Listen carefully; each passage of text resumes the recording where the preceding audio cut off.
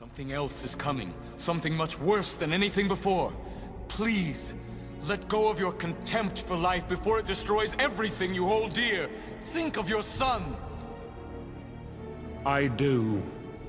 You Hebrews have been nothing but trouble. My father had the right idea about how to deal with your people. Ramesses. And I think it's time I finished the job. Ramesses! And there shall be a great cry in all of Egypt, such as never has been or ever will be again. Welcome to the Bread and Thorns podcast.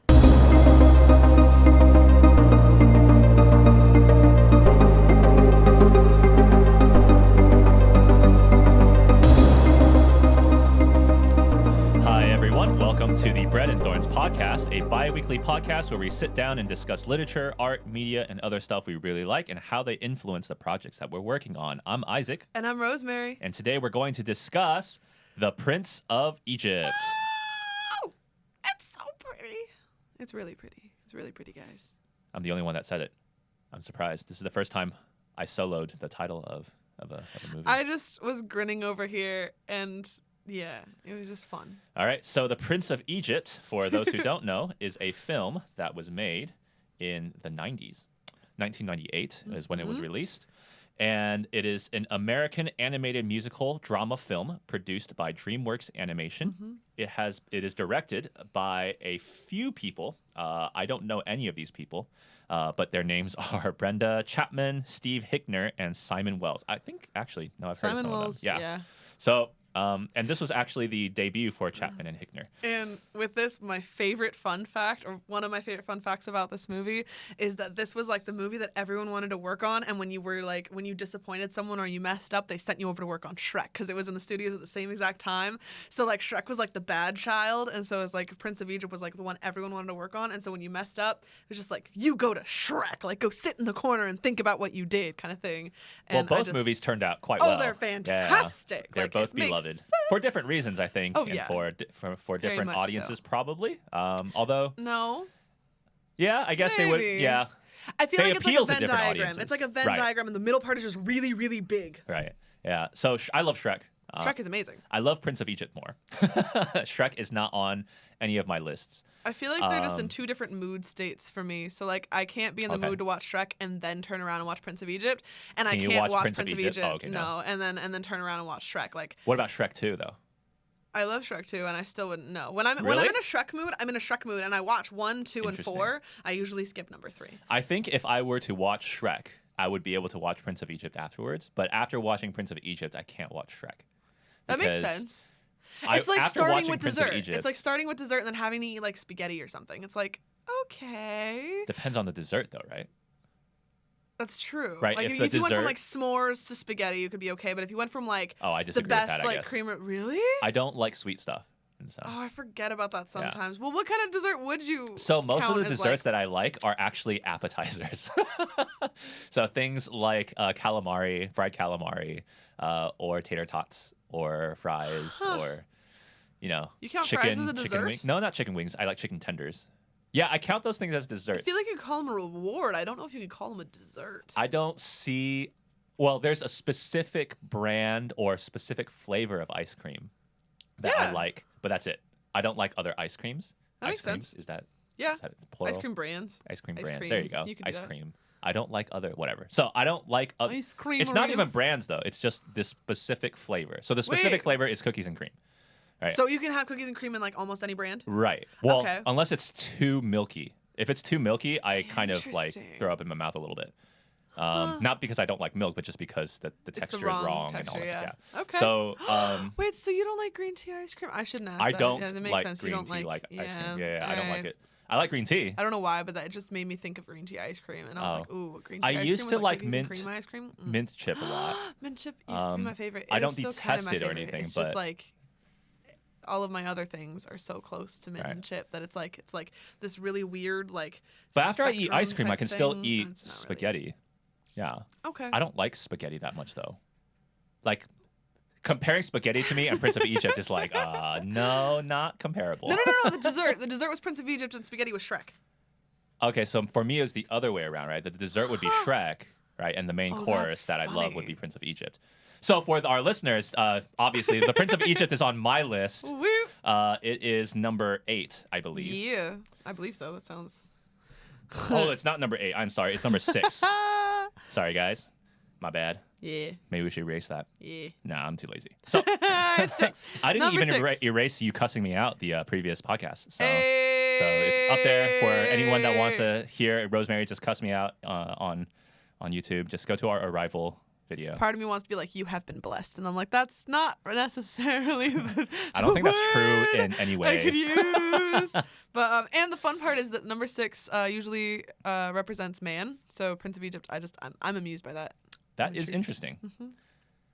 I would not have put that together, and I still don't put that together That's right fine. now. I put too many things together. Sometimes the put together things are like good and nice and like it helps with the puzzle pieces for other people. Sometimes it is just my puzzle piece and it is not useful for anyone else. So sometimes it's not even useful for me. It's just a really cool puzzle piece. It doesn't belong in any of the puzzles that I am currently assembling.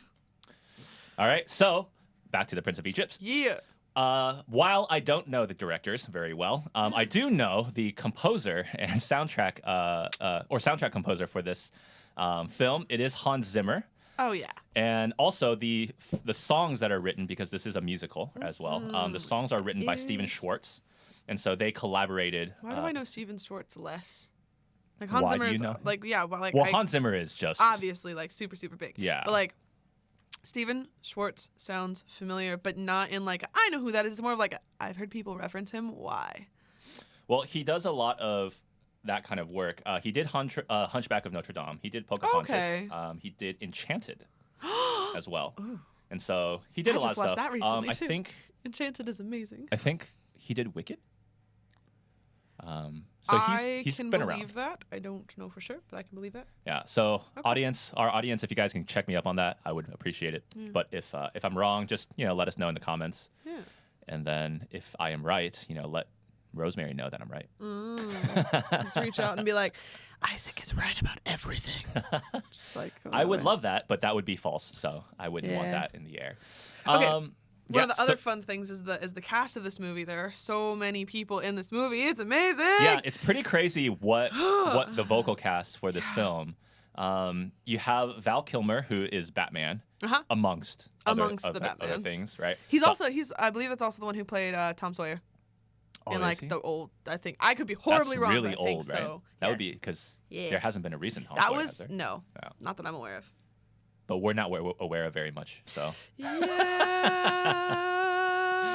all Anyway. right. So Val Kilmer, we have Michelle Pfeiffer, we have Sandra Bullock, Jeff Goldblum. Ralph Fiennes is also in there as Ramses, and it's Oh, fun. I skipped him on my list I because know, but I don't he's- really know the guy. Because he's Voldemort, and then in the Lego Batman movie, he's also Alfred, and like he's as Isaac put it earlier, like he's a B character in like a lot of movies, but he's also really quite good too. He is very good. So Yes. he's really good. He's just not. I liked him as Alfred in the Lego Batman movies.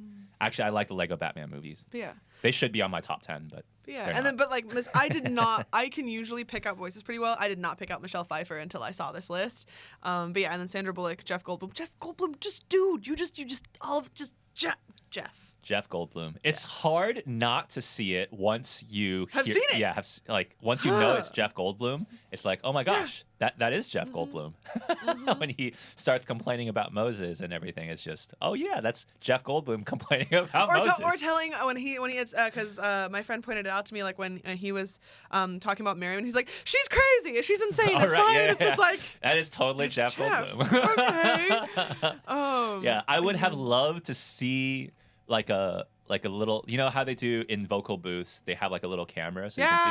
I would love to see that. Him doing vocal acting, I think that would be I feel a like treat. that should always be part of the commentary in like the movies and whatnot. Is they do like the movie version, but from like with staring at the actual voice actors' faces. I think that'd be so hilarious and fantastic because they're so just being whoever it is that they need to Right. be in the Yeah, moment. yeah. They're so lost in it Yeah. usually. So when It's- Aaron does that bowing down thing to Moses, and he's He like, probably right, would- yeah, like Jeff, he probably actually did it. Yeah, right? Jeff probably actually did that. So Yeah. and then Danny We're Glover. imagining. Danny Right. Glover is Jethro, and I love Danny Glover so much. Yeah. He's so sweet. I love Jethro.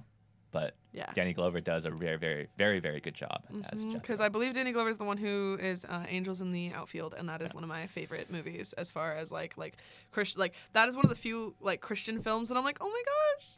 Well, this is a Christian film. This. I mean, it's also a Jewish film, and technically Yeah. although I don't think they have the same story as Moses, but an Islamic one as well. Like thought Muslims they have also. very, very similar, if not Yeah, the they same. have very similar ones. I think it's Yeah. not. Obviously, Christians and Jews, we share the same Old Testament part, so ours is the exact same. Yeah. But It's supposed to be. right, Yeah. I think the Quran version of, or maybe not the Quran, like I forgot what they were called. Oh man, now I'm forgetting a bunch of stuff that I learned about Islam. But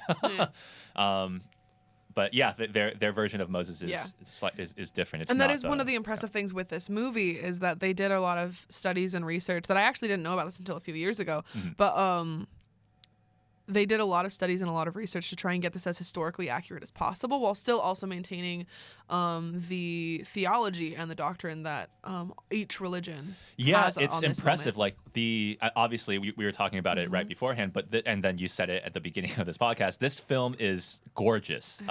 It's Every frame just. It's so beautiful to see. Yeah. And just as someone who likes to study film, I like learning the different techniques of shots and camera work and everything like that, and then seeing that being applied in this grand scale epic of an animation is just, it's such an epic scope that it's hard to not be wowed as you're watching. One of my favorite things to do with this film, and actually, so part of the reason why this film made such an impression on me was because I actually did go to the theaters to watch this film. Oh, and okay. so- That's almost not fair. Like, Right, That's yeah. fantastic. As a kid, my parents Yeah. took me and we watched it, and it was just Impressive. the screen was so massive, and the sound from Hans Zimmer's score was just blaring out, and so it's just like I had goosebumps like playing it on my iPad Right. last night, Yeah, and yeah. I'm just like in theaters. all the stuff that gave me goosebumps then I still would have gives been me immersed. goosebumps now. Yeah. It's just there's no way you can't be immersed. Right. And so one of the things I like to do now at home is I have that The big bigger TV. and then my sound system is also really, really beefy. And so it's one of the things that I just do every year, just like watch Prince of Egypt and be like, oh, I love this world. Nice. Yeah. And so, and we also have Steve Martin in here. He Yeah. is one of the high priests. I don't remember which one. I never remember which one is Hotep. I never remember which one is Hoy. Nope.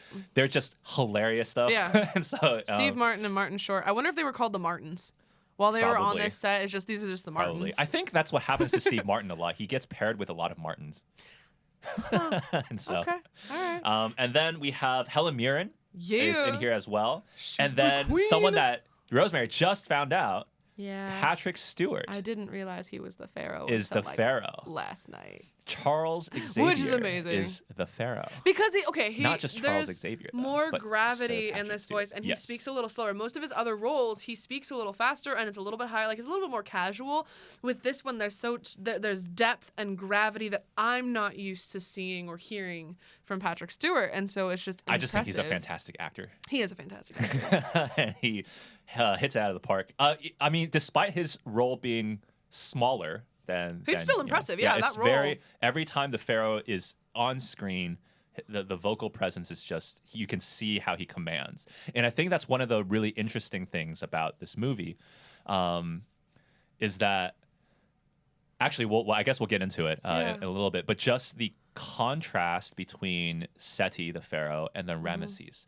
And so for those who don't know, Prince of Egypt is an adaptation of the story of Moses in the book of Exodus, and the subsequent leading to freedom of the Israelites, or the Hebrews at that point. Right? Oh, actually, no, I guess they were called Israelites. Israelites from the land of Egypt into, or I think out, they called just out. themselves Israelites. I feel like everyone else would have called them Hebrews. Everyone, that I think time. people would have called them either Hebrews or Canaanites because that's where they would have come from, That's true. right? And so the Okay. family wasn't so well known, and so Very fun. eventually they would be called House of David or Kingdom of Israel or Yeah. something like that. But and so it's a very well known story, very well beloved by so many people, obviously by us. because we are also believers, or we are also Christians. And so one of the things that I really love from the beginning of the entire film is you see right before the whole movie starts, you have this text that says the motion picture that you're about to see is an adaptation of the Exodus story. While artistic and historical license has been taken, we believe that this film is true to the I wrote that wrong. Spirit, values, and integrity of a story that is a cornerstone of faith for millions of people around the world, or worldwide. The biblical story of Moses can be found in the book of Exodus, right? And you can, just from that, you see the respect that they've paid to Well, and how it's a different movie. Like, this animation is, honestly, okay, at the moment and over the last couple weeks, hold on, like, because actually before, I know what you're about to say. So, or I kind of know what you're about to say. But okay. before we watched this movie for this, right, you were surprised that the Prince of Egypt was on my list. Right? I was genuinely surprised. Yeah. And so now that we've gone kind of more through it a little bit, you've actually watched it twice since we've last met, or since we last did the podcast, right? Yeah. And so now, what do you I feel like you're gonna kind of. Well, it's because, okay, so with this style of animation has a lot of movies, like The Road to El Dorado and Treasure Planet's kind of in this vein too. Yeah, that late 90s, early 2000s. Yeah, like that kind of look. And like Atlantis, Tarzan's kind of vaguely in there. Atlantis. I need to watch Atlantis again. Same. Anyway, but it's something where this is kind of on its own. And with that little intro, you can kind of see that. Part of it's the respect. Like, it's not just a fun animation. Like, it's not just like they're not just doing it because it's pretty. They're not just doing it because it's a good story. They're not just doing it because they're trying to market to millions of people who know this story.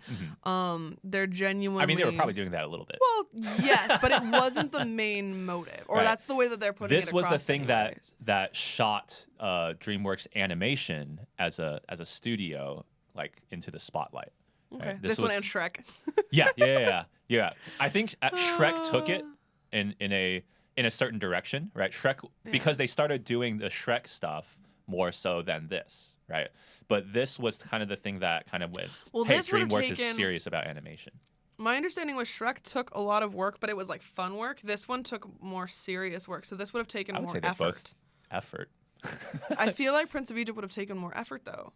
I don't know. I don't know. Right. I have not talked to anyone who's worked on this. Yeah, go talk to Batman. But with this animation, it's something where this is one of, like, I cannot think of another animation that comes close to this one. Yeah. So every time I watch, just the prestige of this movie, the gloss and prestige of this movie just comes to a fore. Well, it also brings you into the movie in a way that, like, animation attempts to do that to you and bring you into a certain perspective. But the way that they do this movie, like, they would do this style of directing, like, if the animation was in reality, like in the real world setting with, like, mountains and whatnot, like, those shots are shots that you would do in the real world. They're not just like having fun with animation. It's also like, here's the beauty of animation and animated reality. And it was just like, what?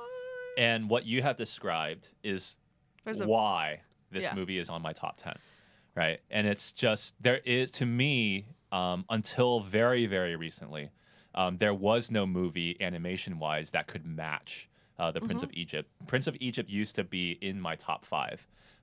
It's number 6 now, but it used to be in my top 5 because, to me, there was no. So it would switch between 5 and 6 though, because no, wait. No, it was Dark Knight. It was so at one point number 5. 3. It was at one point number 3. Oh, okay. All right. And so we've gone sense. through the Dark Knight, and Dark Knight at one point was number 2. Yeah. And so this movie, it's not that this movie has been bumped down in terms of quality to me. Every time I watch it, I still love it. I still get the same goosebumps that I did when I was a kid, and I'll mention them as we go over them. But just the quality, I think quality of animation overall, as the industry worldwide has grown. And so this movie has not lost its prestige, but to me there has been better ones, right, that have come along.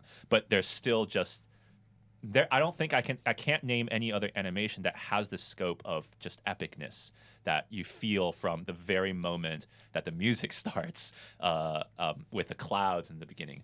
Yeah, this is one of those movies that, along with Mulan, I can almost watch in my head. I don't. Oh. Yeah, I can kind of just sit back and think about it, and then just like go from beginning almost to the end, and I can watch it in my head and hear it. And that's how much this movie made an impact on me. And so, yeah. I'm like that with Beauty and the Beast. All right, I think everyone has that kind of thing where you can just a couple like movies or a couple things that. Beauty and the Beast is definitely not one of mine, but. Well, no, of course not. I'm saying it's my. All I know is all I can think mentioned. about in Beauty and the Beast is the Gaston song. Oh my goodness. Okay, all right. I find Makes that sense. song hilarious. It is fantastic, and I was even impressed when because they added a little bit to it in the new one, and it's still really good. And I'm like, what? All right, okay, I'm impressed with you. So, for those who don't know the biblical story of Moses, it's the story of basically the Israelites are a family of people that have moved from what we would call modern day Palestine or modern day Israel down to Egypt for various reasons, right? And they have been there for a few hundred years, and the ruler of the time in Egypt, the Pharaoh, has decided to enslave them to work because he is afraid of them. That is actually both in the Bible and in the movie, which I really appreciated. I love the humanity that is brought to all the characters in this film. They did a good job. Because when you read the story in the Bible, it's very much a story about God bringing deliverance to his people, right? You have the story of Moses in the beginning of Exodus, but it's very clear that God is the main character, right? And what I think they really did well was, because it's hard to portray God perfectly. Yes. So instead, we portray people, right? And so what they did was they kind of shifted the perspective of the story to Moses and his brother Ramesses, right? And that was done, to me at least, when I watched this, it was done in such a spectacular way. You really feel every victory, every heartbreak, everything that happens in the film. I actually do have one singular complaint about The Prince of Egypt. And it's that it's too short. Wait, you have a complaint about it? Yeah, that's my complaint. That's your complaint, about it. It's too short. It is too short. But the other side of it is that this movie is extremely tight. Every moment, every frame, every sound, everything is done very purposefully, and like it moves things along quite quickly, so that it doesn't feel like it's 90 minutes. But it is actually 90 minutes. So obviously, I would want this to be a 2-hour film, right? So 30 more minutes, right? But it's just because everything in the movie is just so well done. I just want to stay in that Just world. watch it again. Yeah, right. Which is what I do, right? I wouldn't watch Shrek again, right? I would watch. I can't watch again. like if Shrek were on a loop, I probably wouldn't be able to. But if I could probably watch Prince of Egypt 4 or 5 times before I actually got bored, which is not something I could say about most movies. Most movies, even some of my favorites, it's still something where I'm like, I watch it and then I'm done and I need to move on with my life. With Prince of Egypt, it's deep enough to hold you, but it's not so investing that like you need to stop afterwards. And plus, again, the soundtrack is phenomenal. Right. And so it's something where, like, that's actually one of the things I've talked about it with a couple of my friends. And one of them was actually, like, before he even watched the movie, he listened to the soundtrack, and he listened to the soundtrack enough that he, like, kind of knew the soundtrack before he actually watched the movie. Yeah. And he still occasionally gets, like, Deliver Us stuck in his head. Yeah. Like, and it's just there. It was really funny because when I walked in today. Deliver Us is so fantastic. When I walked in today, Isaac was just kind of, like, whistling it, and I was like. Oh, no, I wasn't whistling You were. No, you were. No. It might not have been the first thing, but you were humming it. I and then you were eventually whistling hummed it afterwards. But Yeah. I actually, I whistled the river lullaby. Yeah. That's not Deliver Us. Oh, it's separate. Fine. I counted all as the same thing because it's in there. I've actually made that same mistake up until literally when I watched it recently. Oh, okay. And so it's because there's everything in the soundtrack. This is the only soundtrack that I really like from Hans Zimmer, which is very weird. I know. Hans Zimmer is one of the greatest composers ever. Okay, I don't really like his stuff. Okay, it's just a personal thing. That's fine. I understand how great he is. It's just not a. This is there are people who don't like right? John Williams. Yeah, they're sad. So. Yes, so I don't disagree, but there are people who don't like John Williams. I'm just kidding. For those of you who don't like John Williams that are listening to us, more power to you. I don't really like Hans Zimmer's style of music. Okay. But I do love The Prince of Egypt, the composition of it. And the thing that he does really well, and I like that he applied to this, is he takes these motifs and themes and he merges them. So it's actually very difficult to watch a film that has a Hans Zimmer score and be able to distinctly pick out where a song ends and where a song begins. I kind of love that, though. It's actually really great. It's a really great technique. That's one of my favorite techniques. Yeah. And so he does this with aplomb in Prince of Egypt so that you can't really tell the difference between the river lullaby and Deliver Us. Okay. Right? And it's actually blended super beautifully, both in the beginning and in the end. And just sitting there and just basking in that sound is amazing. When I say that Deliver Us is stuck in our head, usually it's the river lullaby. Yeah, I think so too. That's the part it's usually that gets stuck. Because it's very gorgeous. Yeah. It's actually the first thing that you hear. Yeah. Right? And then it's the last thing you hear before I forgot the singer for Moses' mother. But she sings that last Deliver Us. I can't do it right now. So, but that's the last thing you hear. It's the lullaby going into Deliver Us, and then boom, right? And so, this film, I want to watch it again right now. And one of my favorite things, and it's a Hans Zimmer thing, is the idea that like it's also in there throughout. It's like that Moses has it stuck in his head because he hums it too. Yes. And then it's in the winds, and it's all this different. Like it's in there, just kind of like whispering throughout the entire story. One of the great motifs, actually, not motifs in music, but in conjunction with the film, that I noticed this time as I was watching, was the motif of music that can be used to comfort and bring freedom. And so what's interesting, of course, at the beginning you have his mother. What's her name? No, Zipporah is the wife. No, how do I not know this? I know it too, but I don't remember it right now. I'm so sad right now. Okay, nope. Yeah, I can't, for some reason. Yehovah. Okay. Yeah, Yehovah. So she sings the river lullaby to Moses as he's going into the Nile. That sequence, when I first saw it in theaters, was like... Yes. And my first question to my mom was like, did that really happen? Right? As the crocodiles are coming in, the little thing, she's like, that's probably what happened, right? Like, because it's not a peaceful river, right? It's not. We don't get the description in the Bible, but, and that's actually when... it's also written by Moses. Well, it's God speaking to Moses. Right. And so it's something where that part wasn't important. Well, I mean, it's not like God's going to be like, hey, guess what? Crocodiles are trying to eat you. You almost got eaten. That's the point. That's the thing I want you to make sure that you write down there. Right? Okay, so slight side note, but one of my favorite things that I recognized this time around, because again, I've grown up with this movie, so I have seen this movie multiple times. Unlike the rest of Isaac's list, where I've only watched them like a couple of times each. This is actually... That's not true. Our number one. Okay, well, duh. That one is not related. Like, that's in its own plane, okay? No, the rest of these are all in a separate dimension. With Two and Down, it's something where these are all movies for him that, like, I've only watched less than 5 times for most of them. I would say, I watched all of them less than 5 times. Maybe The Matrix is an exception. Maybe. Thunder? No, I'm kidding. I've watched Tropic Thunder maybe about 5 times. I think that one's up there as like the most. The Matrix, I've probably watched closer to 10, so maybe like 5 to 10. But that's because my dad really likes The Matrix. So like I've seen that movie, but like not a whole heck of a lot. But anyway, point is, Prince of Egypt is something that I've watched. Like that's something that like people would just put on because kids can watch it and you can get, and plus it's also gorgeous, so they probably like the soundtrack too. It's one of the few movies that, if at least in church, if I remember, Like when you have the nursery or the daycare or whatever, when you Yeah. put it on, all the kids are watching. Like Yeah. it's like they're just like.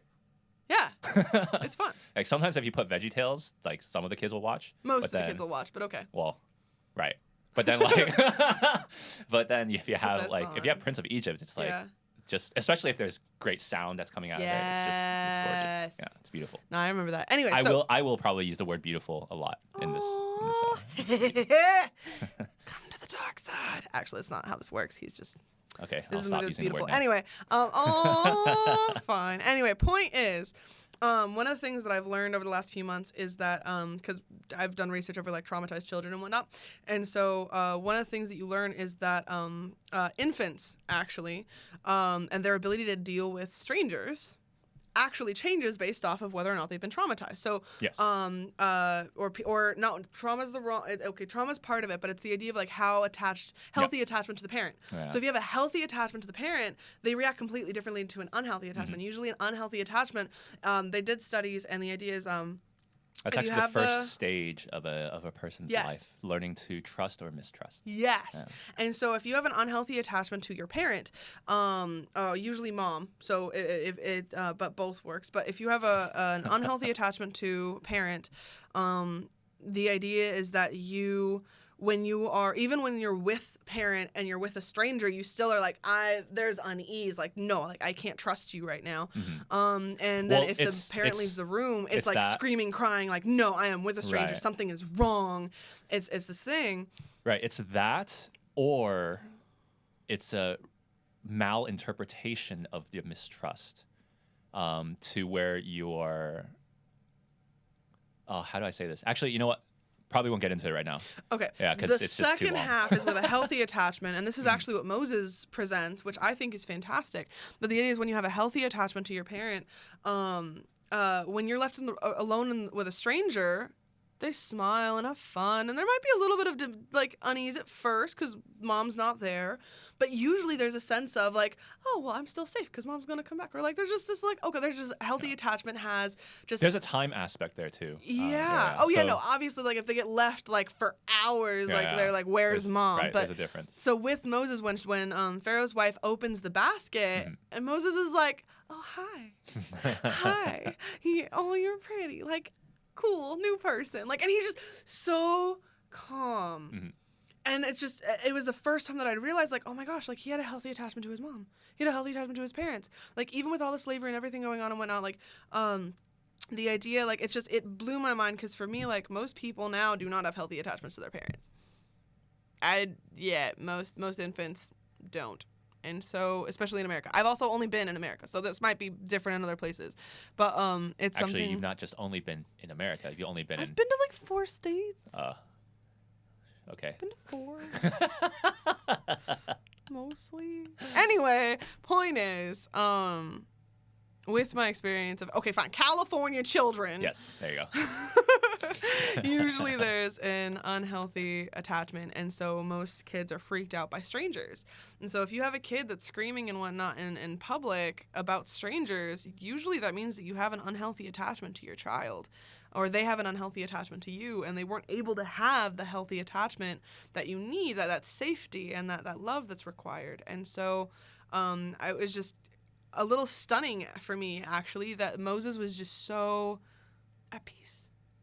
He's a little tiny baby, being almost eaten by crocodiles, taking What's a nap, interesting- and he meets the queen, and he's just like, oh, new person. What's interesting cool. is that when you go from there to the contrast with Ramesses, because Ramesses is also in that shot, and Ramesses is immediately Yeah. insecure about his relationship with his mom. That is true. It's very interesting, and so I did notice that. It was instantly like usurpation kind of thing. yeah, and it's a very fascinating thing to put in the animation, I think. I actually didn't quite, because I paid attention to that, but from like the healthy attachment standpoint, it's also the way, if he was like healthily attached to his mom, he wouldn't have been that insecure. And so, but we already know his relationship with his dad. So it's possible even at that age, he'd been talked down to of like, you're still like a disappointment. Well, so what's interesting is that when they grow up Yeah. and they're doing their thing, when the first time that Seti, the pharaoh, is disciplining them, right? Yeah. If you look at it, you see the mother, queen. I forgot her Yeah. name. I should probably look that up Probably. as well. I don't remember. The queen's name is Tuya. Tuya. Oh. Toya. Tuya. Tuya. I'm going to do Tuya. So it's Tuya. So if someone wants to tell me how to pronounce that, Tuya. I would be very thankful, actually. So Queen Tuya, you see her standing in the back, and then Seti in the front, right? And then you shift down the camera angle to Moses and Ramesses. And what you notice is that Ramesses looks like his mother, and Moses looks like Seti. And it's very, very interesting. With the cheekbones, I guess. Yeah, the shapes of the face. Moses is square, Seti is square, whereas Queen Nuya or Tuya little bit more is round, and so is Ramesses, right? Okay. And so it's just this reflection of character, right? And what you see then is obviously from the very beginning, right? Ramesses is like, they're doing the chariot chase, and he's looking at the wall. And Moses picks up on it, right? You want to be famous, right? And of course, Moses is doing it out of a good heart. Oh, and he's everything. having being, fun. Yeah, he's having with It's Jonah, gentle his brother. ribbing of sibling. Right? Yeah. It's completely that, Yeah. right? And so he picks up on that. He's like, "How would you like to have your face face on carved in the wall?" Right? He pushes in there. How about now? And so they have that camaraderie, Yeah. right? But then once they're in that throne room, you see that difference, right? Yeah. It's portrayed a little bit. Moses is more of the goader, Inciter. right? The inciter, right? He's the And then inciter of chaos. Ramesses has to take on that thing. He's kind of Oh my gosh, with the punch bowl. reactionary. Okay, first of all, just classic siblingness of the idea of like first one does a thing, or especially okay. So my dad has 2 siblings, and I've heard this talked about so much.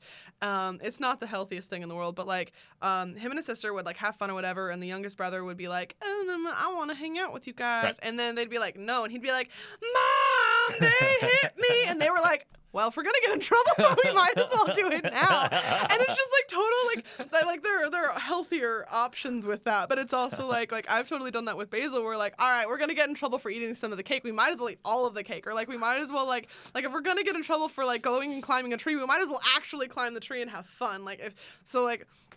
That siblingness was Right. just like it was so, and that's like part of the theme of the movie is the idea of they establish it brothers so well from the beginning. and not subtly, but also subtly. Like they Right. do it in a It's in an it obvious way, is. but the subtleness of their expressions, the Yeah. subtleness of the way that they talk the to each other. relationship isn't just like Yeah. the words. They do a very good job of like, no, here's how it works, and just the humanity of it in Yeah. a cartoon. Yeah.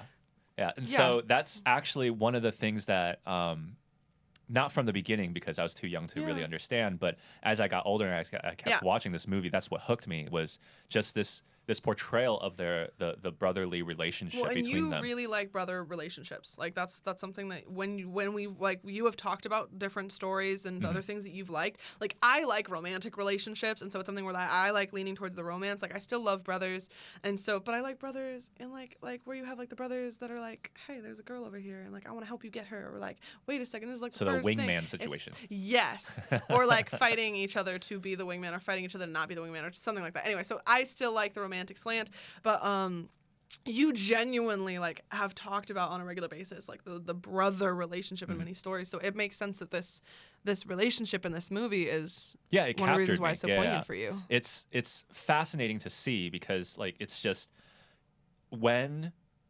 Ramesses is begging for Moses to stay, right? You hear it. You hear it in his voice because It he's hurts. it hurts, right? Because he actually does look to Moses like he looks up to Seti, right? Even though he's the younger brother. Even though he's the younger brother, Yeah. right? And so you have that dynamic where he is actually acting like the younger brother a lot of the times, right? The one that's more dependent on him, right? And you Actually, see that yeah. moment of, Well, Moses please also stay. loves him. Like his mom loves Oh, him. yeah, but sure, like yeah. that probably was like Oh, we haven't gotten back to that Seti, point. well, yeah, but Seti probably like mocked his relationship with his mom. He wouldn't have mocked the relationship with Moses. I don't think so either, right? And so that's very interesting. Or would have mocked right? it less. Yeah. So if you looked at the way that Seti talks to Moses versus the way that Seti talks to Ramesses, it's very different. Yes. Right. And the way that it's well, but probably he also doesn't have expectations. Well, his expectations for Moses are less, but it's also one of the things right. that I mean, I would guess this is generational. Like this is the way that you treat the older son, Yes. so that he can stand up Yes. to be the king of the dynasty. Yes. Right. And so, but the way that Seti talks to Moses is man to man, right, rather than master to servant or whatever, right? Yeah. And it's very, very obvious why Moses is such a strong character, even in the beginning. Well, it's also right? one of the things that I know. I do not have the research to back this up, so my apologies so if I'm just- wrong. you're No, talking out of your butt it's more here. like. I'm just kidding. No, I've talked about it with a lot of people, but I don't have physical research that I've done. Right. But my understanding is from an Old Testament standpoint, honestly, a New Testament standpoint, Moses is supposed to be one of the smartest people, if not the most learned people ever. Because now think of the Egyptians and how magnificent they are, and he's a prince of Egypt.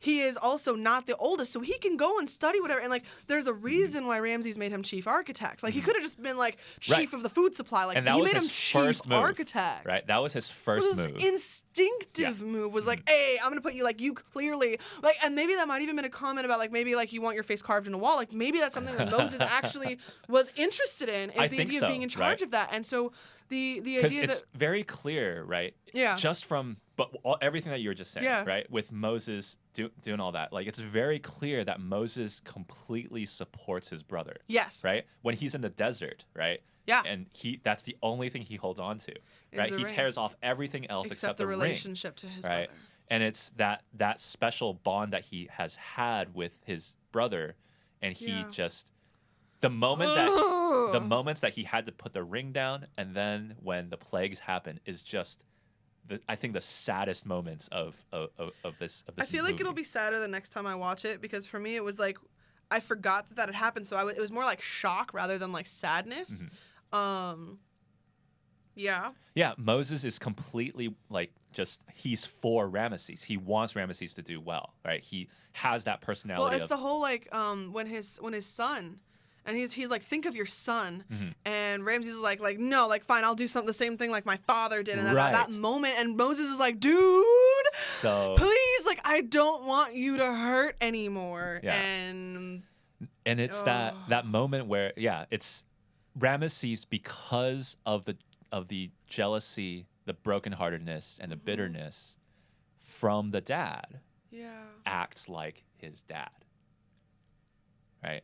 yeah. And it's again just such a wonderful. I mean, obviously tragic. Okay, so it's tragic, but in the Well, it's a wonderful character. right in the literary development. analysis kind Yes. of way, it's a wonderful depiction of that very real psychological truth, Yes. which is the trauma that you experience from your parenthood or your parentage, you will also repeat.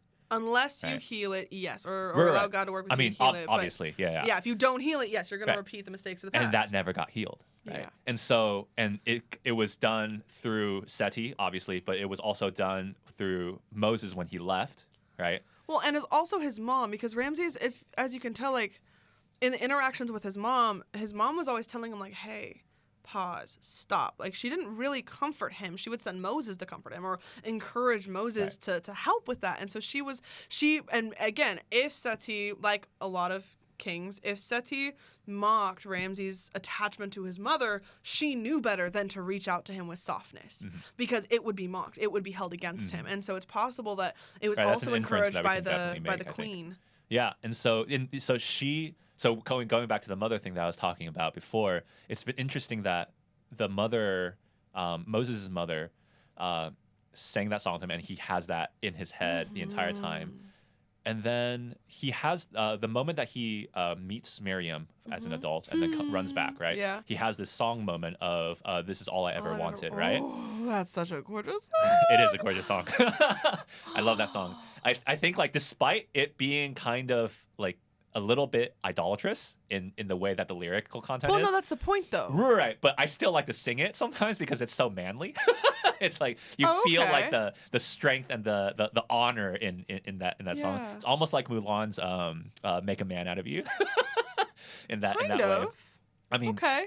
Like thematically. right. Yes. So not obviously Not different. literally, Right, just not literally, thematically. but Yeah. So so he sings that for himself, Yeah. and then his mother, Queen Mother, comes and sings the same tune as that, right, to him to comfort You're him. right. Right. Okay. And so it's this repetitive fashion, or not repetitive, sorry, repetition, but like symbolic repetition, right? Of understanding that well, songs comfort for one, but the Yes. different ways, right? Yes. The different ways that they comfort, and it's it's kind of like Moses got the best of the two parents when the two Yes. parents were trying to give the best to Ramesses, right?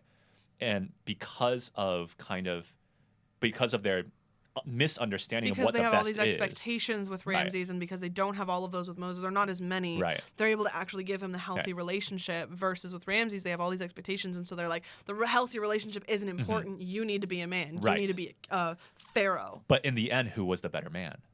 Moses, right? And it's such a beautiful story. It's one of those like you mess up with the first child. Oh yeah. That is classic in this one. Like- As an older child, I say this with gravity. Oh, like I think it's Russell Peters when Yeah. he said about his dad. His dad was like, "If I get rid of one, I'll just make another one, and tell the new one what an idiot the last one was." God. So, that is both painful and kind of true. Yup. Maybe it's painful because it's kind of true. Yup. I would agree with that. Yeah. So that's one of the things that I really love about this movie, how it portrays that relationship, the tragedy of this relationship, and yet the kind of how Moses is able to move on. Okay, so I From have it. a question because we're talking about relationship and whatnot. So how does this movie? Because even just the themes in this movie doesn't necessarily it's not what inspired me originally, but it definitely plays into stuff that I love and stuff that I want to do. How does this movie affect the things that you're working on? Like I said, you really, really love that brother dynamic, that Oh, we're going brotherhood there already. dynamic. I'm curious. And so it's something where with this, you're talking about all this gorgeous cinematography, and we're talking about these themes and the relationships and how developed they are. I want to know, we can keep talking about why you like it. I just also want to know why you like it in the terms of how does it actually affect what you're working on? Because I know this plays a lot. All of these themes, everything about this, watching this movie, I was like, okay, this is all stuff that Isaac is going for, and so I want to know how much of that is conscious. I don't know if much of it is conscious. Okay. I think a lot of what I consciously get from Prince of Egypt is, and I should have mentioned this before when I was talking about the beginning where they were, with the text, they were paying homage and respect to the Yes. biblical text. One of the things that I grew up in a pastor's home, and so one of the things that you learn, or at least that I learned, was the Bible really, really, really well. My dad, Okay. Yeah. when I was young, it was almost every week we would sit down together as a family and we would read the Bible, and then of course that's separate from Sunday, so you go to church and then you hear your dad preach and everything like that. And so I learned a lot about the text because I think my dad studied Hebrew and Greek when he was in seminary, and so he would actually use a lot of makes that sense. stuff when he was preaching. And so I learned a lot about it. And one of the things that I remember right after I watched this movie, I went home and I looked at the Bible and started reading the story of Moses, and I realized it doesn't match up. There are things that just there's no mention of this brother named Ramesses. There's no That would mention have been of through the historical research that they did, not biblical reference. Right, yeah. So I'm just comparing the biblical text to the film, okay, right? cool. And so obviously I didn't have access to the internet at that point in time, and Got so I didn't know everything about the scholarly research and all that kind of stuff. But just comparing the text to the film, I was like, okay, wow, there's a lot of difference in here, right? There's a lot of difference in portrayal. There's a lot of difference in the events that happened and everything like that. And it's not like I didn't like the Bible version versus the film version, but I knew that I was so enamored with the film version. And so as the years went on, I realized one of the things that you don't want to do in an adaptation is to be exact in your adaptation, right? You don't we talked about Arrival last week, right? Or last podcast. It's been 2 weeks. I keep saying at the end of our podcast, I realize like I'll see you guys next week. Sorry guys, it's not next week. It's every 2 weeks. Hey, maybe they're my listening bad. to them 2 weeks in a row, and so it's Yeah, like, maybe. Yeah. So, anyways, but for those who are following us live, like, I'm very sorry. It's actually 2 weeks. Every time I say I'll see you guys next week, I'm sorry. Next time. It's next time. Maybe we'll see if he can actually do like, see you next time, Oh, guys. yeah. Rosemary can keep me accountable for that. He'll say, from see you now next on. week, and I'll be in time. Just like, Fine. But yeah, so maybe I'll do the drag queen voice from last time. I realized, if we look at Arrival, right, and if you look at the film, and then you read the short story, the way that the twist happens is actually different. Okay. Right? And for those who haven't watched Arrival, go watch Arrival. You should do it. And then go watch listen to the podcast. Do it. But Arrival is phenomenal, right? And people who have read the short story Yeah. really love and at least most of the ones that I know, really love and appreciate the film, despite the differences. Well, it's like that Lord of the exist. Rings. Right? Like everyone's like, Like the Lord of movies the are Rings, one thing, like and most the of Harry books are... Potter, right? Like those said the most of Harry Potter. Oh, As I'm far as I know, curious what like, you mean by a lot of most. people still appreciate Harry Potter. All the people who I know who read the books first Oh, were that's true. disappointed. Yes. All of us Me who watched included, the actually. movies first and Right. then read the books were like, oh my god, this is amazing! Right. So like it depends Right. on how you were introduced. Versus like with Lord of the Rings, you can start with either and the other is still impressive. Well, there are those like really kind There of are snooty. some diehard snooty people who are Right. like, the books are better, and like I've only watched them. No, because they still, it's like, If I okay, remember, Christopher Tolkien was a little bit like that. that makes sense. Well, because he grew up hearing these stories. Right. So for him, it's like he knew what his dad envisioned. He had it in and his then he's DNA like, almost this at is, that point. Well, and he had this written in there before the movies came out. So he had all of this stuff in his mind. So all the people who had decades of like Lord of the Rings being like their favorite thing for decades, and then the movies came out and they're like, this is not what I envisioned. Like there might be, it took them a while. Like I Right. still remember my parents.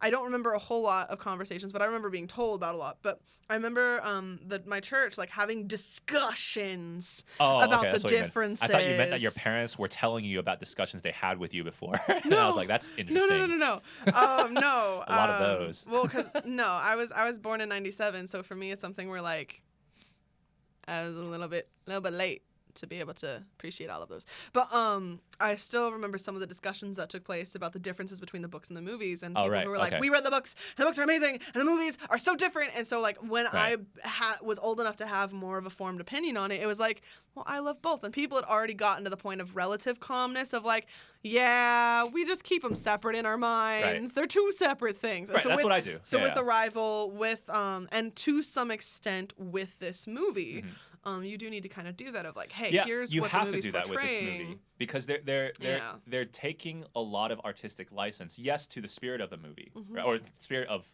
the original text, Yeah. right?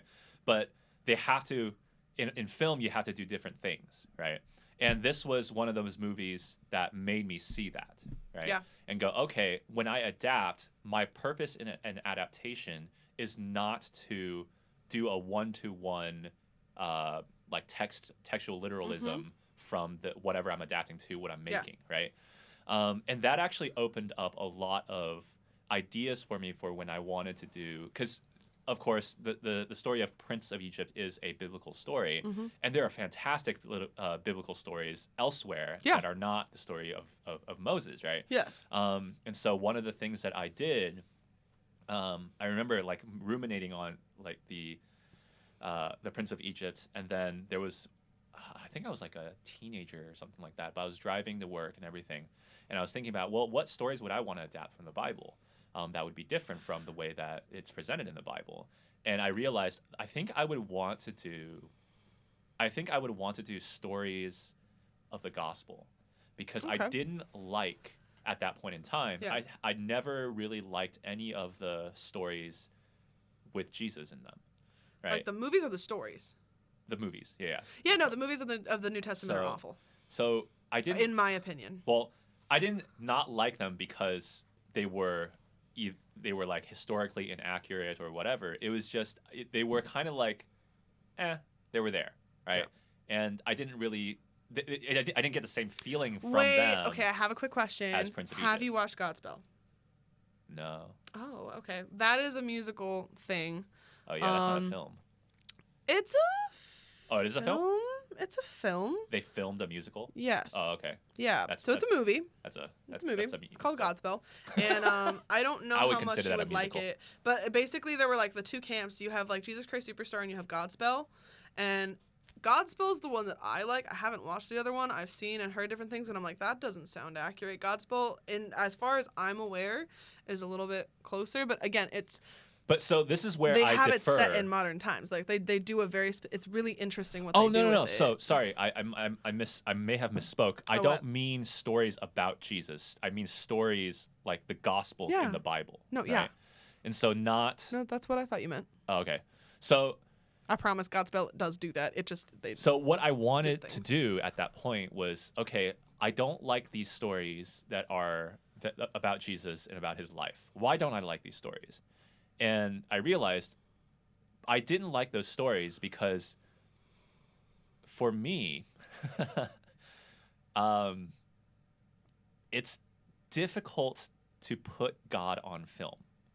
Yeah. Right? And portray him perfectly. There's a TV series right now called I think The Chosen, right? Yeah, and they're doing watched kind of a several of them. similar thing. And I just whenever I see Jesus on film as like a main character, I don't like it. And I don't think it's because of the actor's portrayal of it. From what I've seen of The Chosen, the actor actually does a pretty decent job. You still haven't watched The Shack, have you? Oh, I've seen The Shack. So Do you like that portrayal of I don't like The Shack. Christ? So You don't? I don't like The Shack. Interesting. Okay, we'll talk about that later. Yeah, we'll talk about that after the podcast. Cool. But so the reason I don't like it that way is because first for me, I think it's very, very, very difficult to portray Christ as a main character. It's I would think it's near impossible because he is the perfect man, right? And everything Perfect that we God and do, perfect man. everything that we do cannot measure up to, at least for me, what in my relationship with Christ, right? My relationship with Christ, when I think about it and when I talk to God and all these kinds of things, it's way better than anything I've ever seen on screen, right? And so for me, it's kind of like, okay, that's probably why for me, I would never really want to do that because it would be difficult for me to want to portray that on screen. But what I can do is instead revolve other main characters, revolve the film around other main characters, right? And so what I started thinking about was, okay, all right, so what if we did a gospel story that Jesus was not the film main character, although he is obviously the protagonist, Yeah. right, of the hero of the story, He's what pushes right? it forward. Yeah. So I started thinking about it, and I came up with actually like these 12 episodic things. Okay, I kind of like that. Where you're following different people who have had their lives touched by Christ in different ways. And so the first one would be very obvious. It's Mary, right? She's the first one to have been touched by Christ, right? Okay. And so you would start with her story, you would start with her background, and then you would deal with her story of having to walk through the cultural stigma of bearing a bastard, yet him being God in human form, right? And going into the birth and everything like that. And so that would be the first story, right? The second story would be, oh man, I should actually pull this up. Sorry. It sounds really cool. I'm definitely intrigued, especially when you said 12. My brain instantly went to like the 12 different disciples and going Right. through That their was actually my relationship. original plan, but then I was like, no, Mary's a little bit too important to leave out. She's very important. And so I started going, okay, all right, I think If you don't have her, everything's out of balance. it's kind of like it was like how do I do a beginning story? Well, I can't do the disciples there because Yeah. the disciples You have to weren't start with there. like Andrew or something Right. like that, where it's And so that'd right. be So weird. the second one was John the Baptist, right? And Okay. so in my head, like these titles Another- were like yeah. mother. And then I didn't know the word Theotokos at that point. And so in my head now, it's like the episode title is Theotokos, right? And I think that would be so cool to That'd do. be really cool. And the second one would be John the Baptist because technically, chronologically in the Gospels, that's kind of the next thing that we see. Yeah. And so Excuse me. So the only other option, but it would be a little bit weird, would be to do who was the Jewish leader who was it Simeon? Simon. Yeah, Simon. Was it Simon? Yeah. So actually, I was thinking about incorporating that into the Theotokos story, right? Oh. Because they were the Okay. ones that brought, right? Yeah. And so the story of Mary, I have it pulled up now, is it walks through Mary's life, eventually culminating in Jesus' birth. Starts with Mary and Joseph traveling from, but it's like a flashback kind of thing. Yeah. So it starts with them actually going to Jerusalem, that story of going to Jerusalem, and then kind of losing Jesus at the temple and everything like that. And so, sorry, so I didn't have Simon in there because he was too old by that point, but it was that idea of that. Right? And so you have flashbacks to everything, and then the ending scene would be the birth of Christ, right? And so you have it's a character study of Mary, not Jesus, right? And I think that's really important to do, at least for me when I think about portraying these characters. The second one was John the Baptist, and it begins with John the Baptist already in prison, right? Ooh, That's the idea, and then of course ending with his being beheaded, Yeah. right? And so, but the interim of it was that he reminisces about his life, and we know that he sends his disciples to inquire about Jesus, like, who are you really? Because I feel like I'm in prison. I thought you came to set me free, right? And Jesus says, look at what God is doing through my hands, right? And John gets the hope out of that rather than being freed from prison. Right, being freed from physical prison, right? Okay. And so, and then you have the next one, which is I want to see if you know what I'm referring to. The title is called Samaritan. Which one are you referring Right. to? So which one do you think I'm referring to? Well, I'm referring to my brain is like the Samaritan woman. Yes. Okay, cool. Yeah, that's the one I wanted to do because that story to me is such. Yeah. It's a beautiful story. Like it's one of the main ones. It's like you have to. Yeah. When I think about like let's say I've like fallen into habitual sin or whatever, and like when that's the story I think about because she was in that state. And then that's not the only one. I also think about another one, and I'll actually touch on that later. Okay. But Jesus comes to her in that state and is completely gentle with her and not what she expected, right? No. And so like this encounter with Christ at the well, right? Okay. And so I remember thinking about, should I call it the well or Samaritan? I was like, Samaritan just sounds cool. It does sound cooler. Yeah. And then the next one, and this is where I kind of had fun, which is it's called Gadarenes.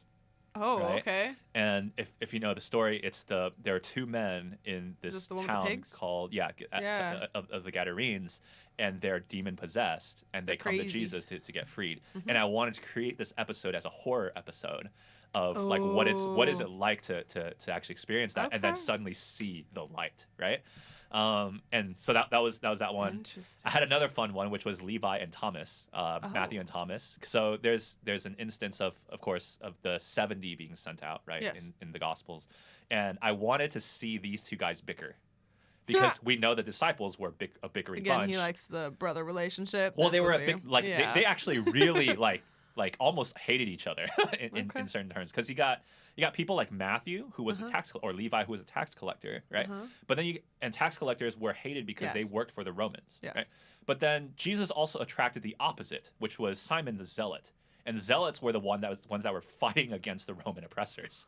And so Jesus was such a force to people that people on the literal opposite of the political spectrum would be willing to follow him with each other despite their differences. I feel like that's one Right? of my favorite things with reality, and like those kind of people, I like going after those kind of people because if you can pull people from both sides of like very opposing spectrums and Right. bring them together, I'm impressed. Right. Because if you can get a whole bunch of like moderate people or like all right, cool, or if you can get like people that are like I really believe this and I really believe this, and you can kind of get them to like be civilized with each other. Like, Right. all right, that's one thing, but that's like having like your in-laws over for dinner and nobody Right. like insults anyone. Like, it's not impressive. Like, it's impressive, but it's like To me, it's but not like just the that. opposites, the Yeah. opposing sides, where you have these people who are like, I actively hate you, Right.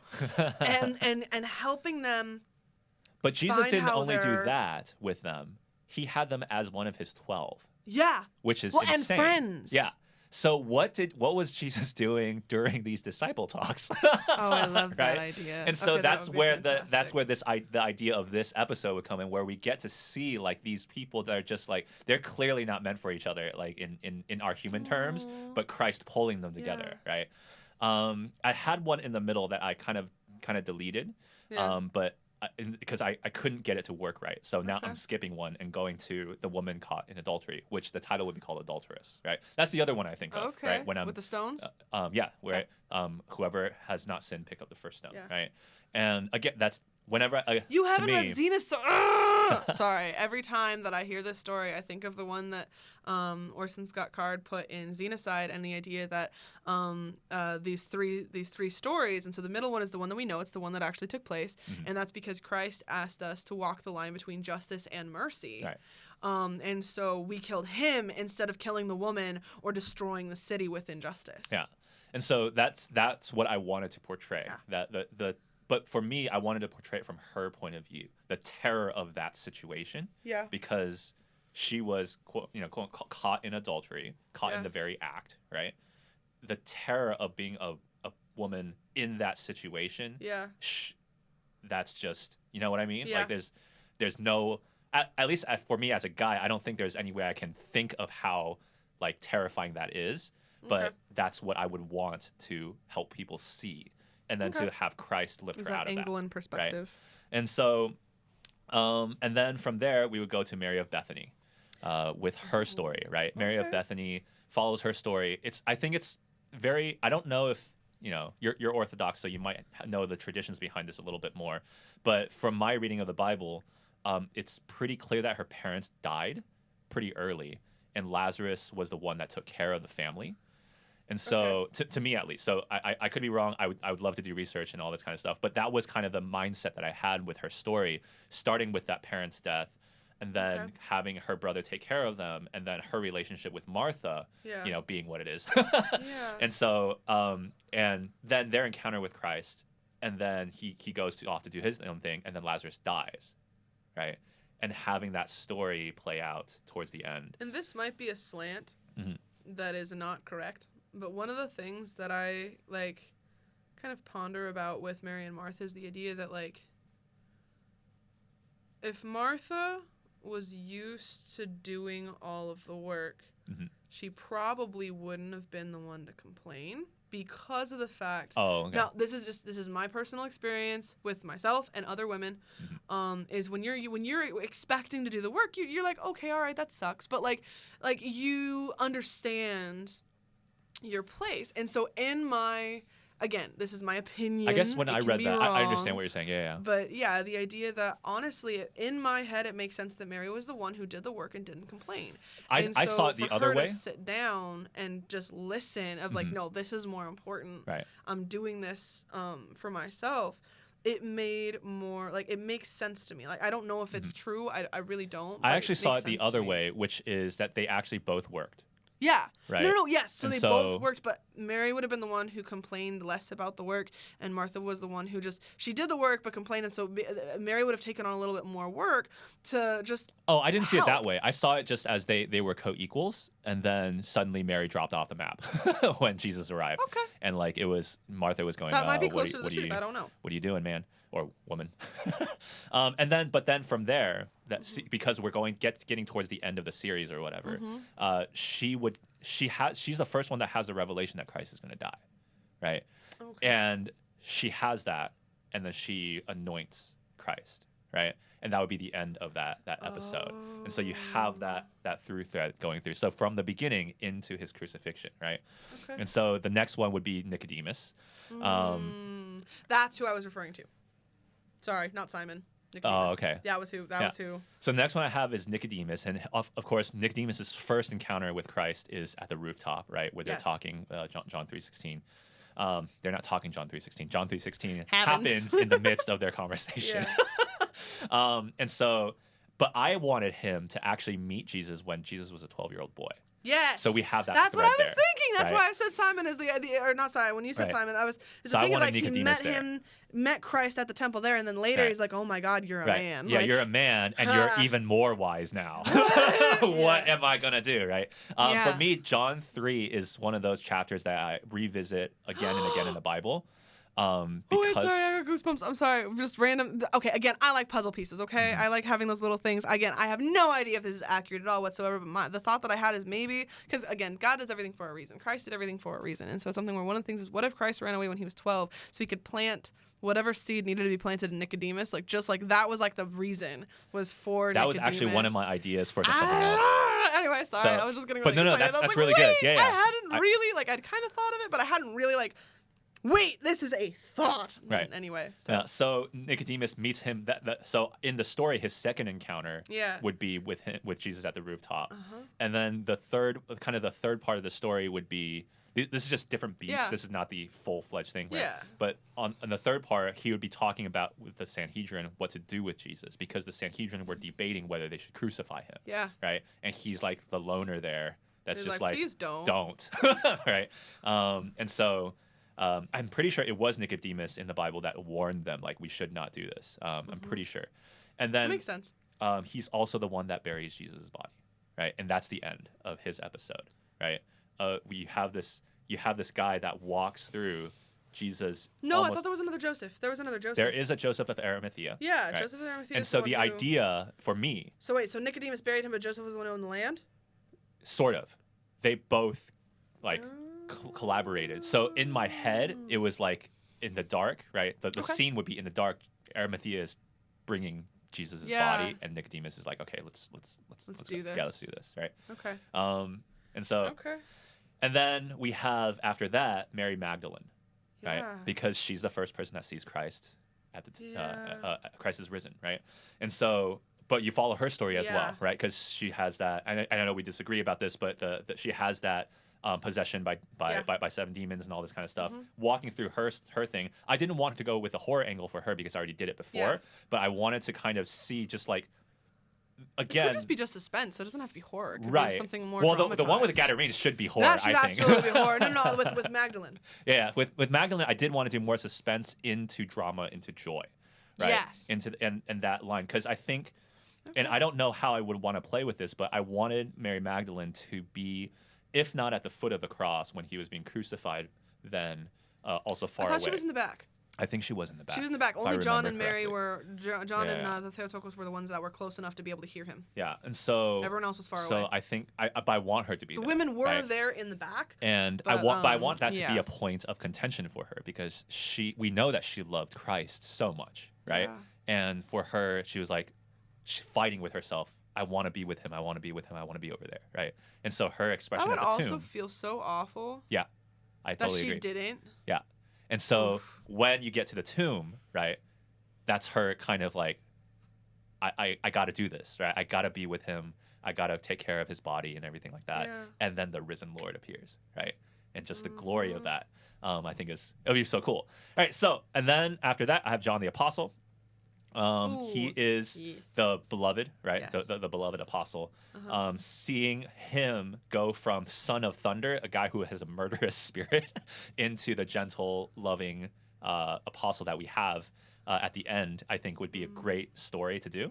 One of my this is absolute headcanon and has no I have not heard anyone else say this ever, so this is just me.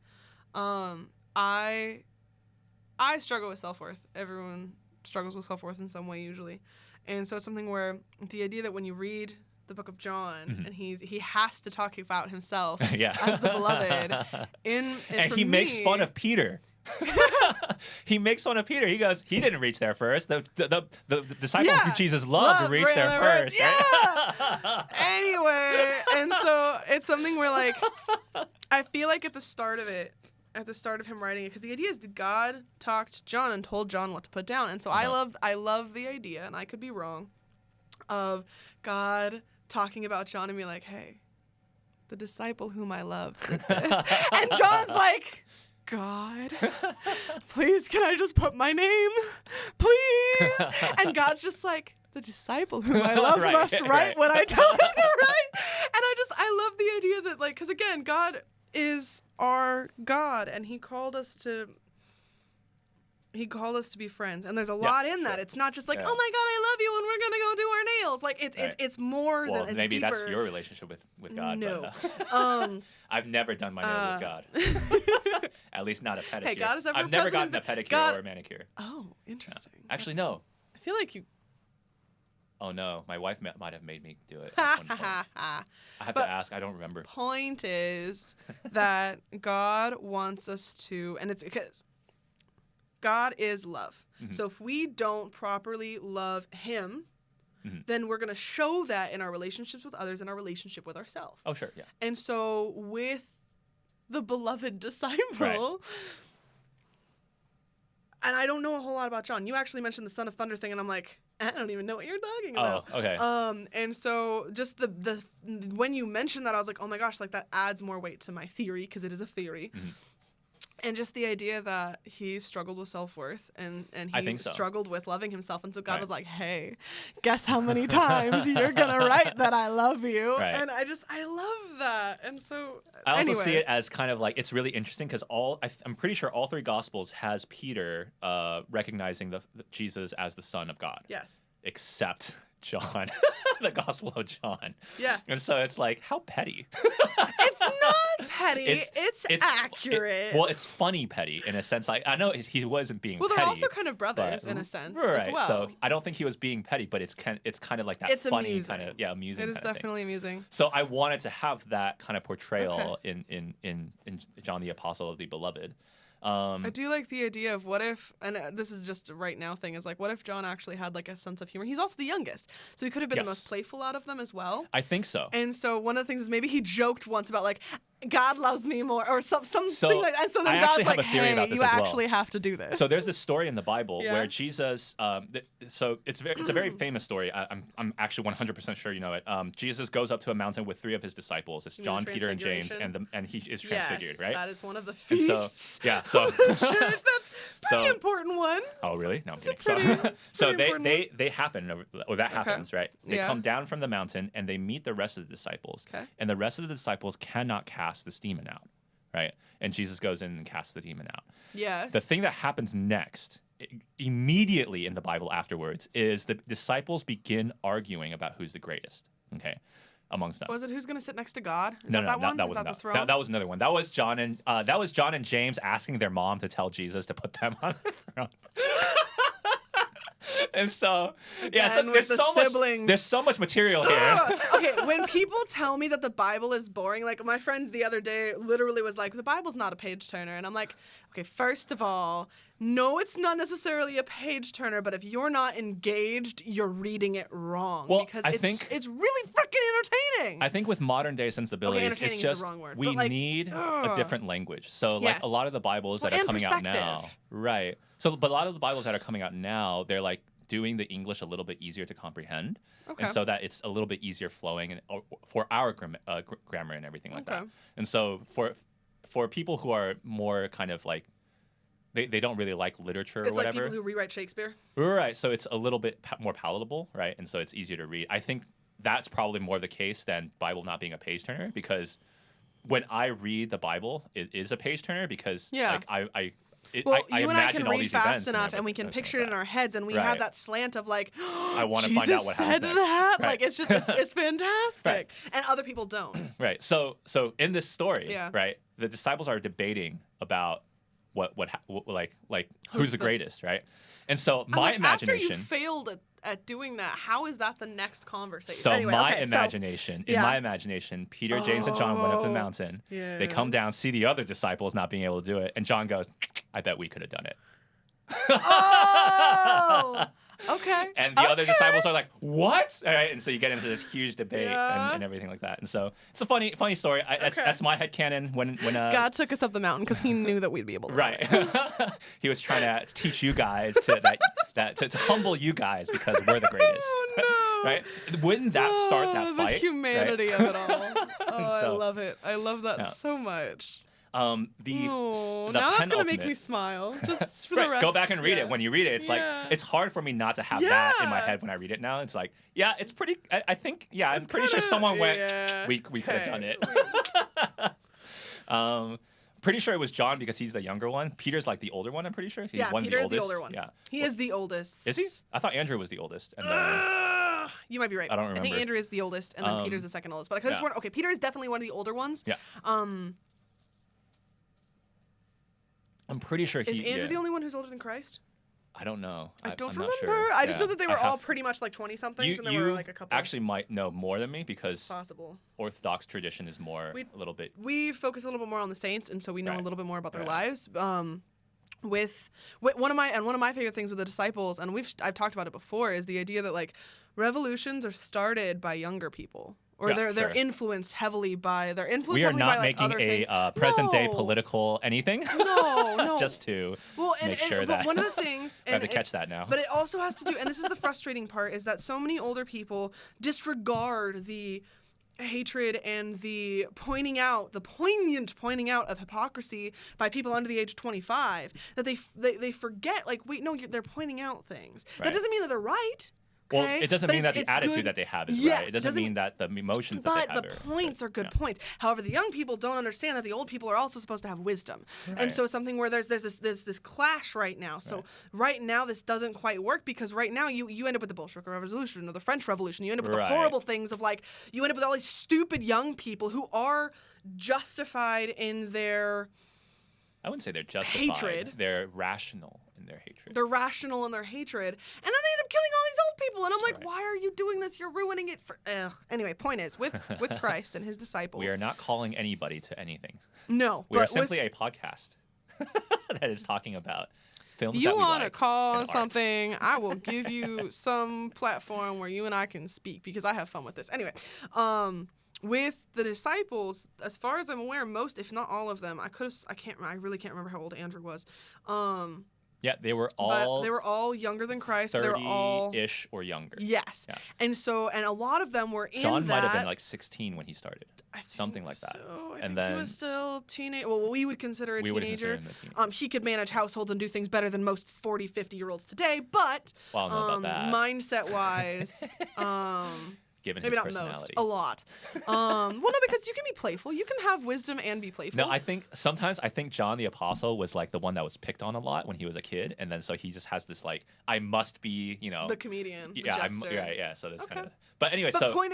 yeah. So the point with Revolution is the idea that all of these people, these men that he chose, are also men who are looking at society and seeing, wait, there's something wrong here.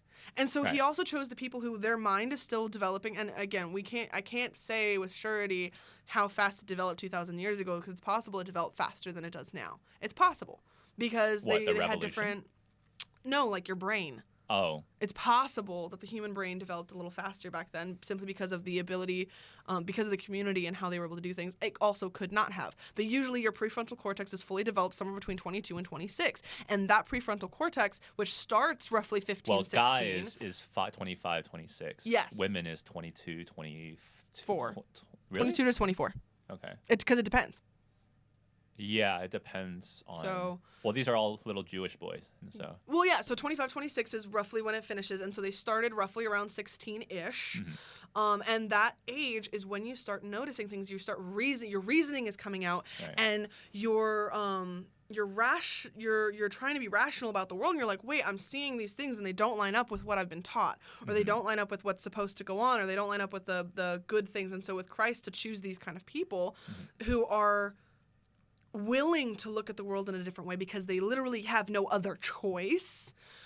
Because their brain is developing in a way that's forcing them to know add that this the thing. we know It's that the impressive. age range wasn't as high as it is now as well, and so one of the things is that like at the age of 16, like comparatively to today, because of the kind of age gap like difference, life expectancy I should say. There we go. Yeah, life expectancy difference.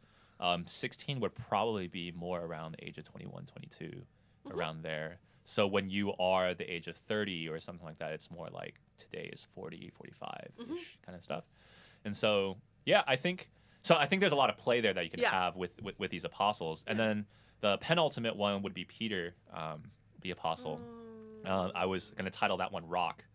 Because that's kind of his kind of identity, you know. Yeah. And also Peter means rock. Yes. And so, of course, Simon culminates Peter. in John 21, which I'm sure a lot of Roman Catholics would appreciate, which is when Jesus calls Peter back to lead his church and feed his sheep.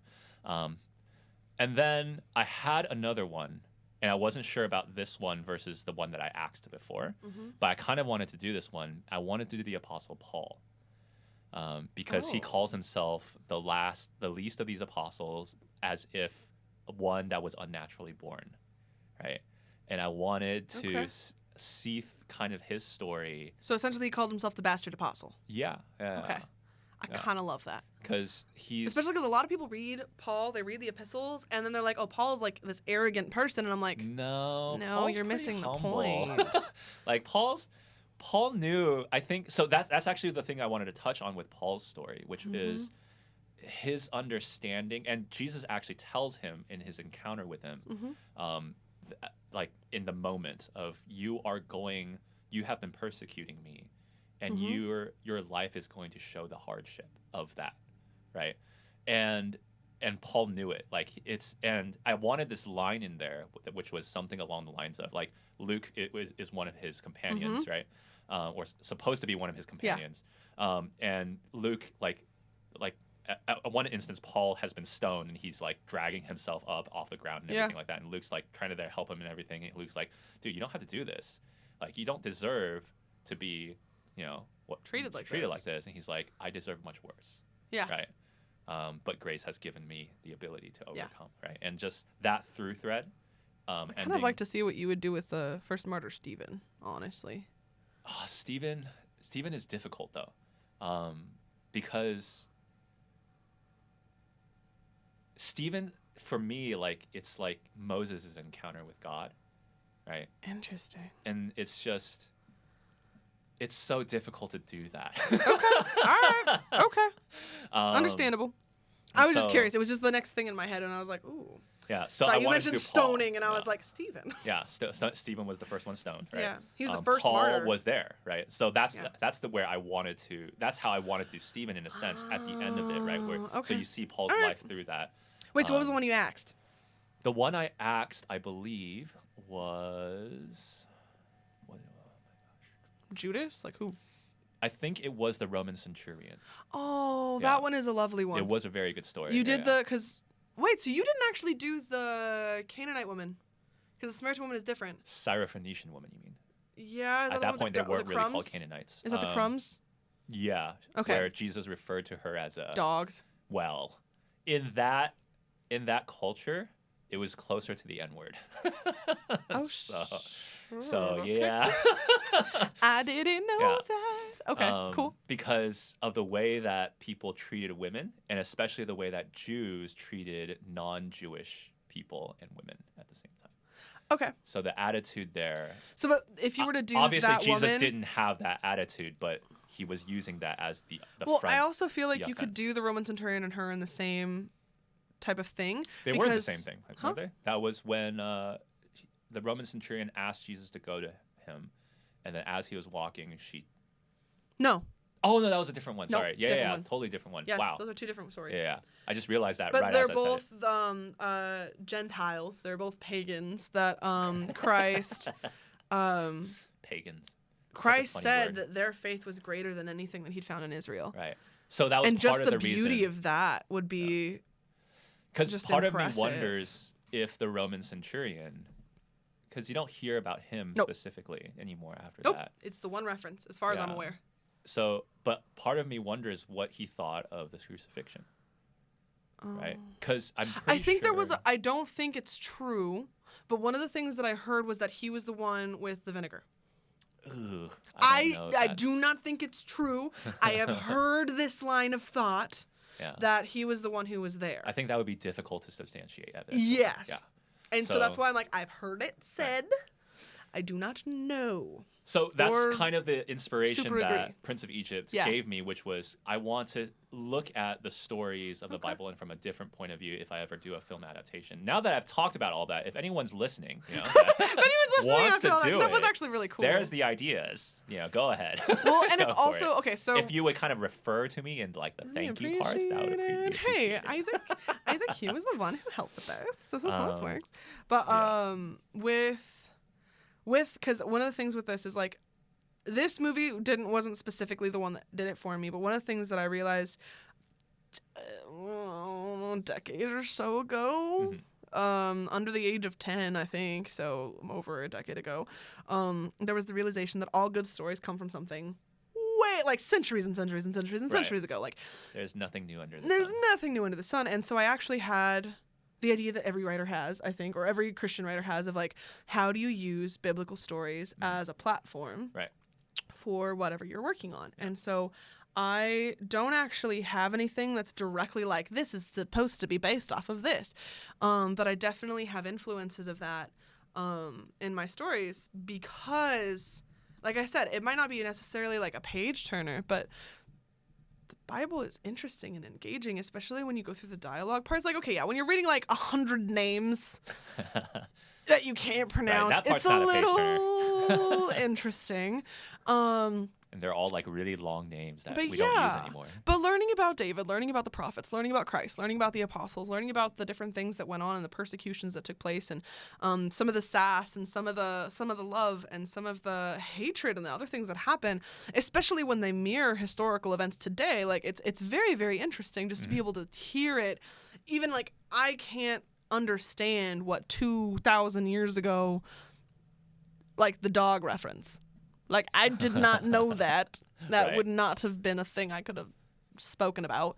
And so it's something we're, like, talking about Solomon. I'm saying it's closer to the end, where I'm not saying it was actually. Yeah, not that, it's not, no. It's not but, the like, same. for example, a lot of people, myself included, at a certain age, would talk about, like Solomon had, like, so many wives. What the F? Right. Like, and it's like, because that's not my culture. That's not the thing. And someone actually recently pointed out, Solomon was, as far as I'm aware, the only king who got close to actually uniting the nations.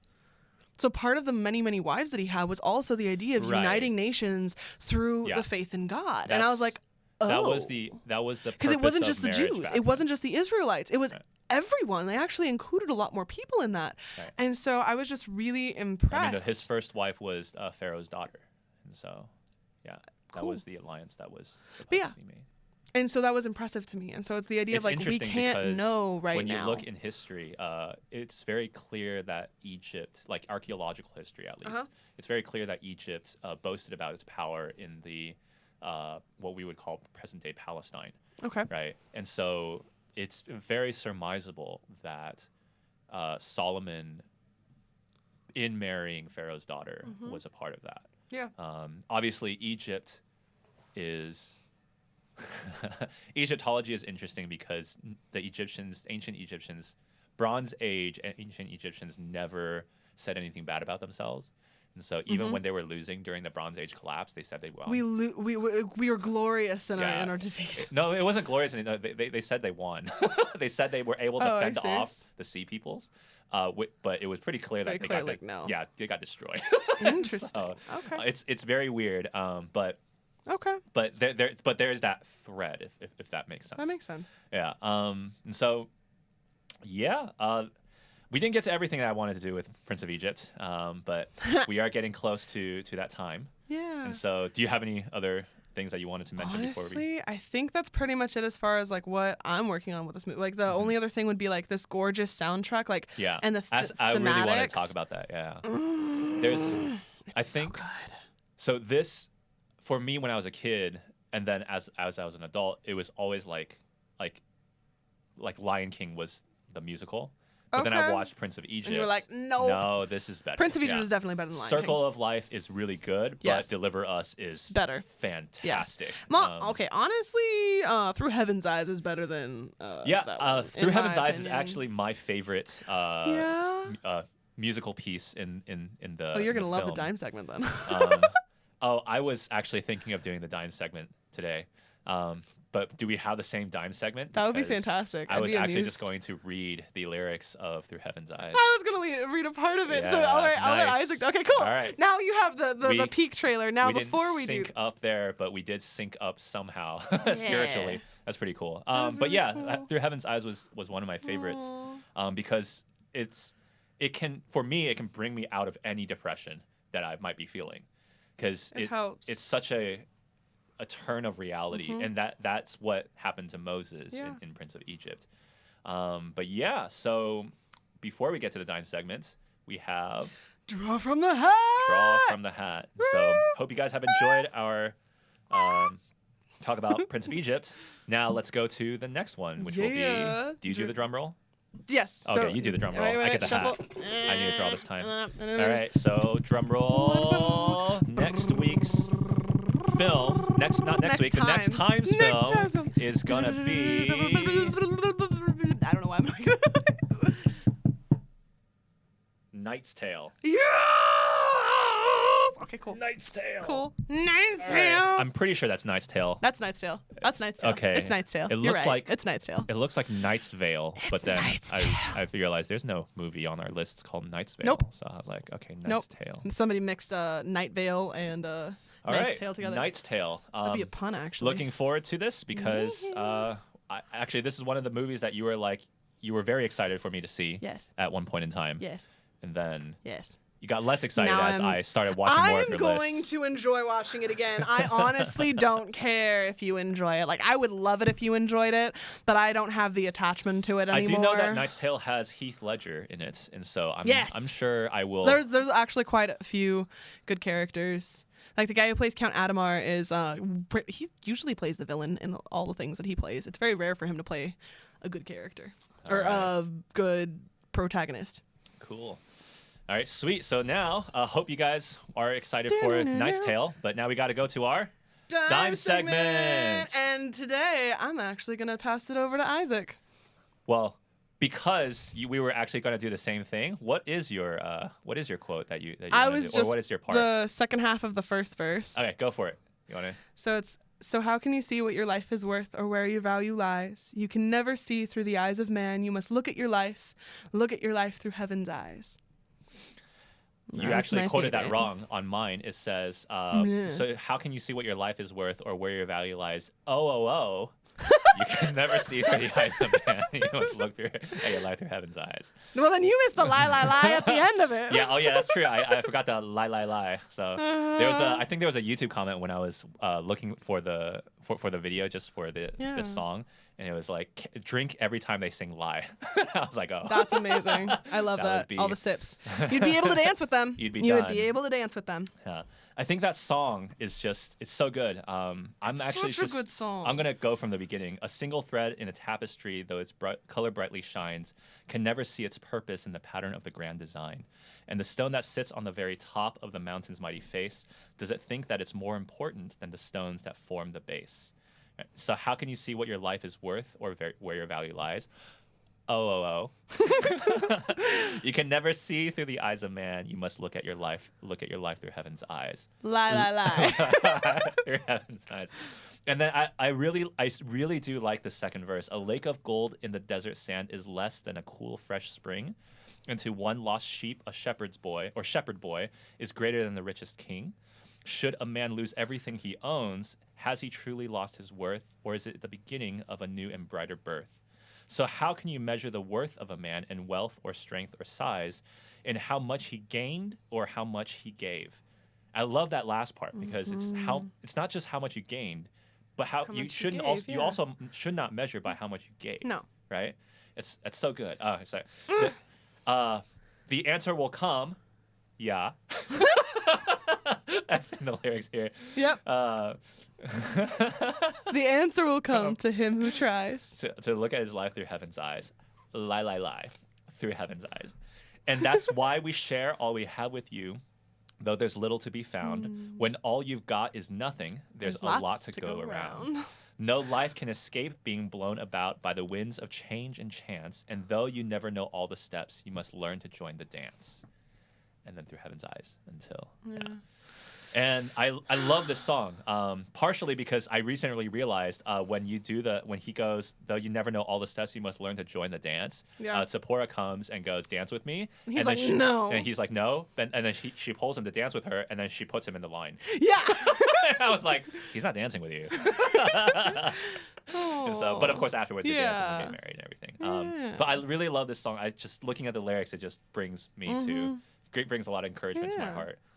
Seeing really, when you look at your life through heaven's eyes, it's very different than looking at it through the eyes of man. It is humbling and exalting at the same time. Yeah.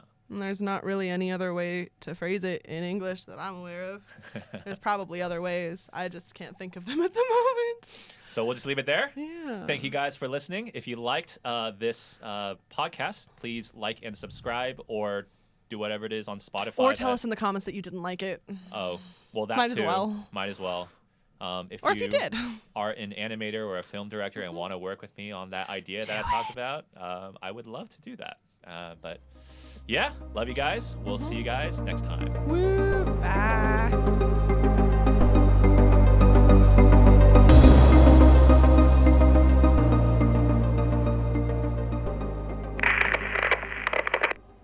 And let us also give thanks for the presence of this brave young man whom we honor here tonight. Please, sir, I wish you wouldn't. I've done nothing in my life worth honoring.